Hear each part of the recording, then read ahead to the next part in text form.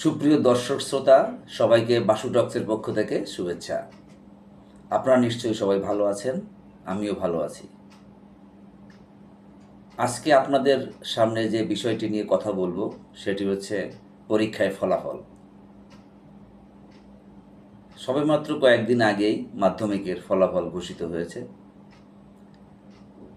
গড় পাশের হার ৮৩.০৪। এদের মধ্যে অনেকেই গোল্ডেন জিপিএ 5 পেয়েছে, অনেকে জিপিএ 5 পেয়েছে, এ পেয়েছে। এইভাবে মোটামুটি তারা পাশ করেছে। কিন্তু যারা গোল্ডেন জিপিএ 5 পায়নি তাদের কয়েকজন অভিভাবকের সাথে আমার কথা হয়েছে। তারা তাদের একটা কষ্টের কথা জানিয়েছেন। সেটি হলো তাদের সন্তানটি কেন জিপিএ 5 পেল না। তাদের কথা, ভালো নামি দামি স্কুলে পড়িয়েছেন, অনেক টাকা দিয়ে ভালো কোচিং করিয়েছেন, ভালো টিউটর দিয়েছেন, তারপরেও তাদের সন্তানটি গোল্ডেন জিপিএ 5 পায়নি। এটার জন্য তাদের একটা মনোকষ্ট। আমি এইসব অভিভাবকদের প্রতি বলতে চাই, যারা এই রকম প্রত্যাশা করেন তাদের সন্তানটি গোল্ডেন জিপিএ 5 পাবে এবং যদি না পায় তাহলে তাদের প্রত্যাশা পূরণ হলো না এবং ছেলেটি বোধহয় ভবিষ্যতে তার জীবনটা সুন্দর মতো গড়তে পারবে না। এই ভাবনাটা একেবারেই ঠিক নয়। কেননা শুধুমাত্র গোল্ডেন জিপিএ পাওয়া, ভালো নামি দামি স্কুলে পড়া, এটাই একটা সন্তানের বা ছেলেমেয়ের ভবিষ্যতে সফলতা পাওয়ার মাপকাঠি নয়। প্রাতিষ্ঠানিক শিক্ষা বা ভালো রেজাল্ট, এটি দিয়েই যেই জীবনে সবাই সফলতা অর্জন করতে পারবে তা নয়। প্রত্যেকটা মানুষের জীবনে একটা বুদ্ধিভিত্তিক শিক্ষা আছে যেটি খুব জরুরি, এবং সেই বুদ্ধিভিত্তিক শিক্ষাটা হলেই তার সুশিক্ষা অনেকখানি হয়। উদাহরণ হিসেবে বলতে চাই, আমরা যারা দেখি যেসব বিখ্যাত জ্ঞানী গুণী মানুষ পৃথিবীতে আছেন, তারা সবাই কি প্রাতিষ্ঠানিকভাবে সর্বোচ্চ ডিগ্রি অর্জন করেছেন? নিশ্চয়ই তা করেননি। কারণ তারা প্রাতিষ্ঠানিক শিক্ষা গ্রহণ করতে পারেন নাই, তাদের মন মানসিকতা। অনেকে আছে অর্থনৈতিক সংকটের কারণে করতে পারেন নাই, অনেকে আছে এইসব গণ্ডির মধ্যে থেকে পড়ালেখা করতে তাদের ভালো লাগেনি। তারপরেও তারা জীবনে প্রতিষ্ঠিত হয়েছেন, সুশিক্ষায় শিক্ষিত হয়েছেন। তো আমরা এরকম যদি উদাহরণ হিসেবে দেখতে চাই, তাহলে দেখি, প্রথমেই যদি বলি আমাদের বিশ্বকবি কবিগুরু রবীন্দ্রনাথ ঠাকুর। তিনি কি পড়ালেখা শেষ করেছেন? করেননি। এমনকি প্রথম জীবনে তিনি স্কুলেই যাননি, কারণ তার বাবা তাকে স্কুলে ভর্তি করিয়ে দিয়েছিলেন, কিন্তু তার ওই স্কুলে ধরা বাঁধা নিয়ম ভালো লাগেনি, স্কুলে সে যেতে চায়নি। তখন তার বাবা জমিদার ছিলেন, তাকে গৃহশিক্ষক রেখে পড়ালেখা শিখিয়েছেন।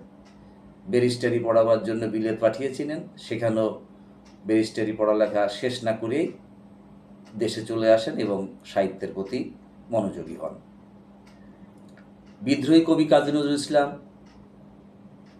অর্থের কারণে মেট্রিক পরীক্ষার আগে যে প্রি টেস্ট হয় সেটাও তিনি দিতে পারেননি, তারপরও তিনি বিখ্যাত হয়েছেন।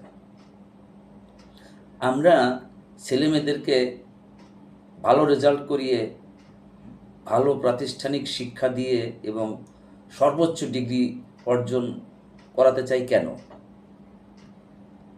আমাদের প্রধানত যে উদ্দেশ্যটা থাকে সেটা হচ্ছে আমার সন্তানটি সর্বোচ্চ ডিগ্রি অর্জন করে একটা বড় চাকরি করবে। আর বিশেষ করে সবার একটা চিন্তাভাবনা থাকে অভিভাবকদের একটা সরকারি বড় চাকরি করবে বা শেষ অবধি গিয়ে একটা বড় আমলা হবে। আবার অন্যভাবে অনেকেই আমরা ভাবি আমার সন্তানটি সুশিক্ষায় শিক্ষিত হয়ে জীবনে একজন ভালো মানুষ হবে। দুটো দিকই, একটা যদি অর্থবিত্ত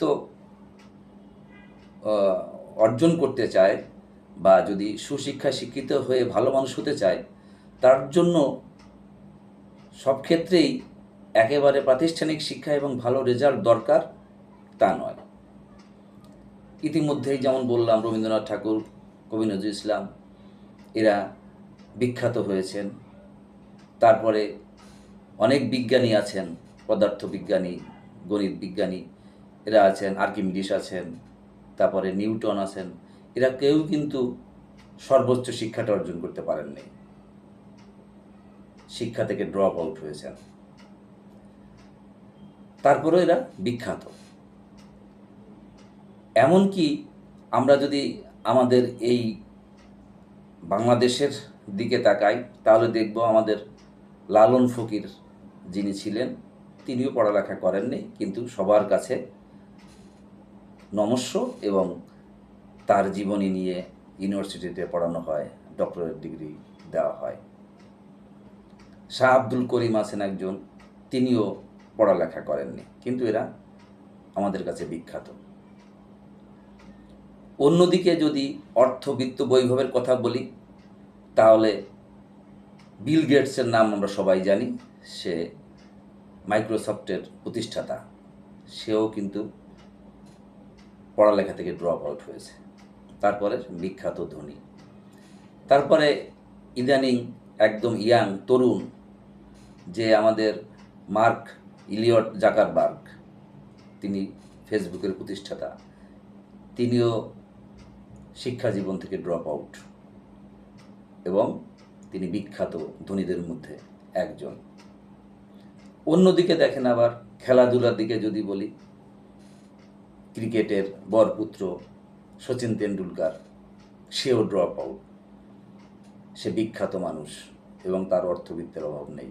এমনি আরও এইভাবে অনেক দেখা যাবে যারা সাহিত্য সংস্কৃতি জগতে বিখ্যাত হয়েছেন। অনেকেই লেখাপড়া শেষ করতে পারেননি, কিন্তু তারা একদিকে প্রথিতযশা হিসাবে বিখ্যাত হয়েছেন, অন্যদিকে অর্থবিত্তের মালিক হয়েছেন। এটা সম্ভব। আবার অন্যদিকে দেখেন, আমরা যারা এই সন্তানদেরকে ক্লাস 9-এ যখন ওঠে, তখন তাদেরকে আমরা বিভাজনগুলো করি, যেমন আর্টস, কমার্স, সায়েন্স, এই ডিভিশনগুলো করে দেই। সেটা কি তাদের ইচ্ছা অনুযায়ী করি নাকি অভিভাবকদের চাহিদা অনুযায়ী করি? আমার কথাই বলি, আমি বাণিজ্য বিভাগ অর্থাৎ কমার্সে পড়ালেখা করেছি। আমার সেই জাবেদা, রেওয়ামিল, ফাইনাল অ্যাকাউন্ট, শেয়ার ইস্যু আমার জীবনে তো কাজে কোথাও লেগেছে বলে মনে হয় না। আমি একটু সাহিত্য চর্চা করতে ভালোবাসি। আমার তো পড়ালেখা করা কথা ছিল আর্টস গ্রুপে, সেটা হয়নি।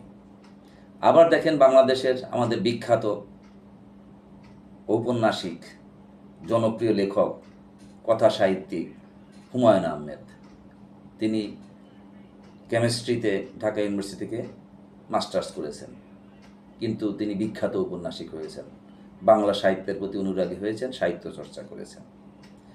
তার মানে তার ওই যে 9 থেকে তাকে যে ডিভিশনটা করে দেওয়া হয়েছে, সেটা কিন্তু তার মেধাভিত্তিক তার মানসিকতার সাথে মেলেনি।